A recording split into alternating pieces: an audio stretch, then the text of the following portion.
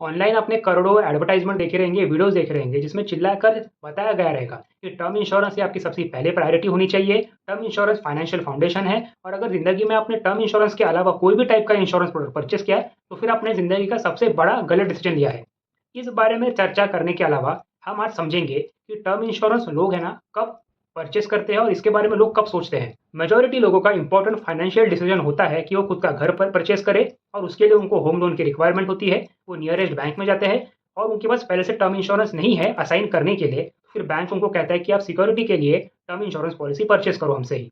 Mandatory तो नहीं है, बट आपकी ये अर्जेंसी के कंसिडरेशन में आपका रिक्वायरमेंट फुलफिल हो जाता है और बैंक आपके अगेंस्ट लाखों का प्रॉफिट कमा लेता है। कोई सीवियर मेडिकल कंडीशन आ जाती है और तब लगता है कि मुझे टर्म इंश्योरेंस अभी परचेज़ करना चाहिए। उस समय पे कोई भी इंश्योरेंस कंपनी आपको टर्म इंश्योरेंस नहीं बेचेगा, आपको तिनके का सहारा भी नहीं मिलेगा। ऐसे समय पे आपको सिर्फ पर्सनल लोन के बेसिस पे ही एडजस्ट करना पड़ेगा। बेस्ट टाइम क्या है टर्म इंश्योरेंस पॉलिसी परचेज़ करने का? अगर आपका एज 20 और 30 के बीच में आता है, तो फिर ट्राई कीजिए मिनिमम 25 टू 50 लाख का टर्म इंश्योरेंस पॉलिसी आपका हो।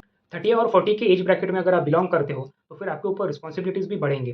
वैसे आपको टर्म इंश्योरेंस भी थोड़ा-थोड़ा इंक्रीज़ करना चाहिए, बट उस समय पे प्रीमियम भी थोड़ा महँगा होगा क्योंकि आपका एज भी ज़्यादा है। टर्म इंश्योरेंस ये एक ही ऐसा प्रोडक्ट है जिसमें कुछ चंद हज़ारों देके आप करोड़ों का लाइफ इंश्योरेंस करा सकते हो।